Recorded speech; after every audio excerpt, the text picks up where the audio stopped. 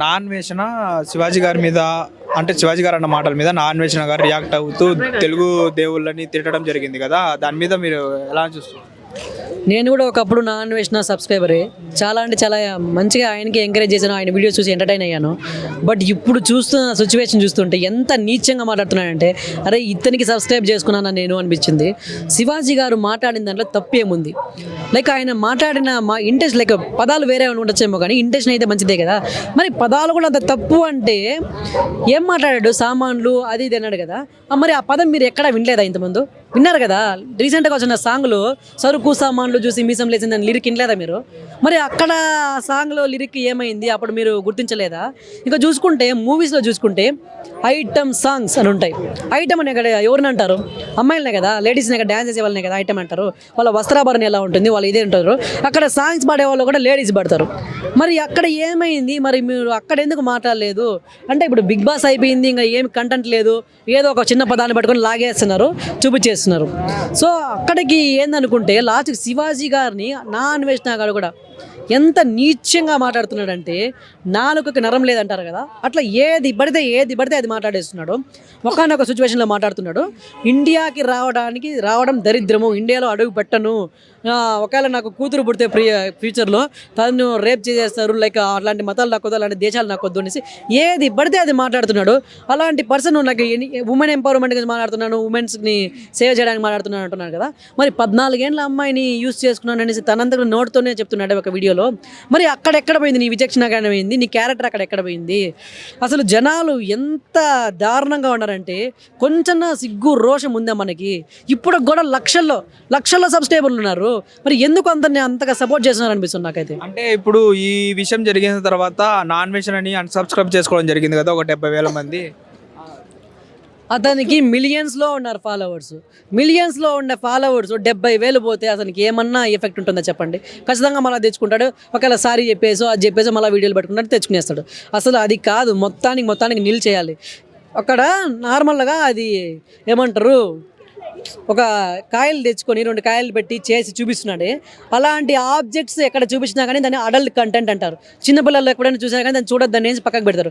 So అలాంటి objects 2 తీసుకొని అతను చేసి చూపిస్తున్నాడే, మరి పిల్లలు ఏమనుకోవాలి, ఏం నేర్చుకోవాలి దాని నుంచి?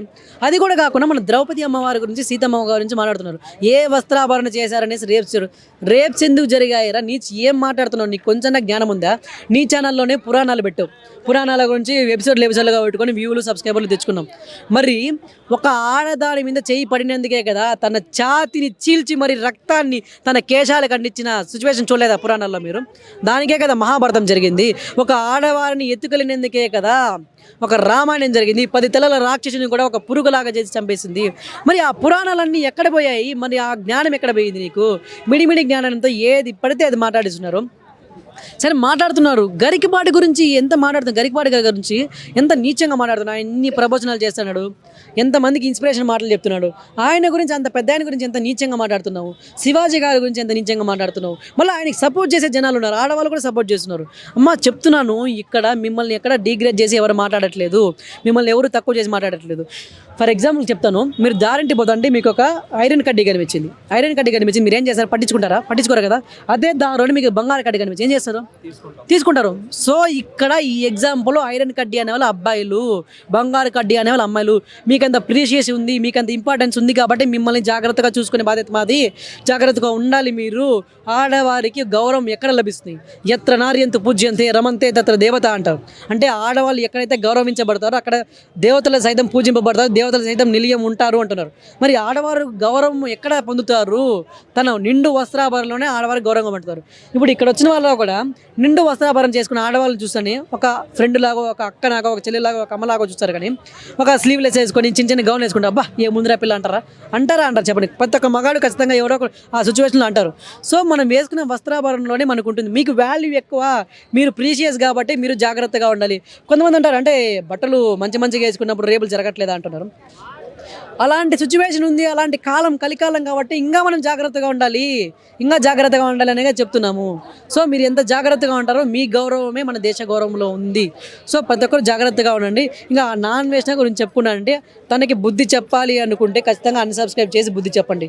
పెద్ద పెద్ద రాజకీయ నాయకులు, ఇన్ఫ్లుయెన్సర్ ఖచ్చితంగా రియాక్ట్ అవ్వండి. అంటే వాడు వేరే దేశంలో ఉన్నాడు, వానికి ఎట్లా లాక్కోగలము, ఏం చేయగలం అంటే ఐబొమ్మ రవిని ఏం చేశారు, ఆయన కూడా అండమాన్ నికోబార్లో ఎక్కడో ఉన్నాడు, అక్కడెక్కడో చేశాడు, ఆయన కూడా లాక్కొని వచ్చి ఆయనకి బుద్ధి చెప్పి ఆయన జైలు వేయలేదా? సో ఇక్కడ కూడా అలాగే చేయండి, సేమ్ సిచ్యువేషన్ ఇక్కడ కూడా చేయండి, ఖచ్చితంగా బుద్ధి చెప్పాలి. సో చిన్న పిల్లల కాడి నుంచి పెద్దల వరకు అందరూ వీడియోలు చూస్తున్నారు. ఇలా వీడియోలు చూసి ఖచ్చితంగా ఇలాంటి మంచి విషయాలేమో ఇలా కూడా మేము చేయొచ్చామని చాలామంది చెడిపోతారు. సో అలాంటి పర్సన్స్కి బుద్ధి చెబితేనే ఖచ్చితంగా అందరూ మారుతాడు, వచ్చే ప్రీవియస్ జనరేషన్స్ కూడా మంచిగా ఉంటాయి. అన్న ఇంకోటి చూసుకుంటే మన నాగబాబు గారు కూడా దీని మీద రియాక్ట్ అవ్వడం జరిగింది. అంత పెద్ద పార్టీని వ్యవస్థాపించిన జనసేన పవన్ కళ్యాణ్ గారి అన్నయ్య ఉండి ఈయన కూడా ఇలాంటి అంటే అనసూయ వాళ్ళ లాంటి వాళ్ళని సపోర్ట్ చేయడం, దాన్ని ఎలా చూసుకోవచ్చు? అంటే చాలా మంది నాగబాబు గారిని కూడా తిట్టడం జరుగుతుంది. నిజంగా అసలు ఆ విషయం అయితే ఎక్స్పెక్ట్ చేయలేదు. నాగార్జున గారు సపోర్ట్ నాగబాబు గారు సపోర్ట్ చేయకుండా ఉండింటే బాగుండు. అసలు ఎందుకు సపోర్ట్ చేశారో ఏం అర్థం కావట్లేదు.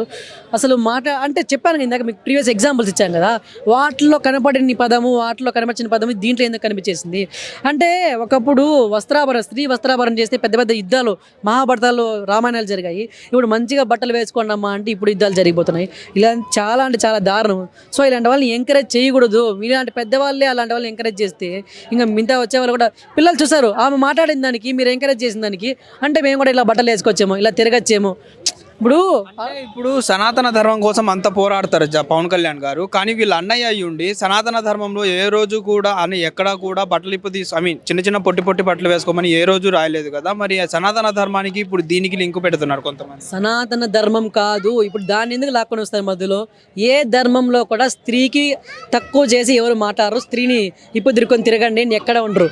ప్రతి ఒక్క ధర్మంలోనూ స్త్రీ అంటే గౌరవం, ఆ ఇంటికి, ఆ దేశానికి స్త్రీ గౌరవం.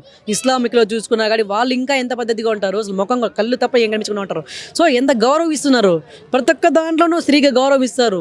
సో ఈ మధ్య ఏదో ట్రెండ్, మోడ్రను, అది ఇది అని చెప్పి ఇది చేస్తున్నారు. కానీ ఒక అమ్మాయి మోడ్రన్గా సిటీలోకి వచ్చి తిరుగుతున్న అమ్మాయిని వెతికితే ఆమె స్టోరీ చూసుకుంటే ఒక పల్లె నుంచి వచ్చిన అమ్మాయి అలాగ ఉంటుంది. తన ఊర్లో నువ్వు ఇలా ఉంటావా అంటే అస్సలు ఉండదు.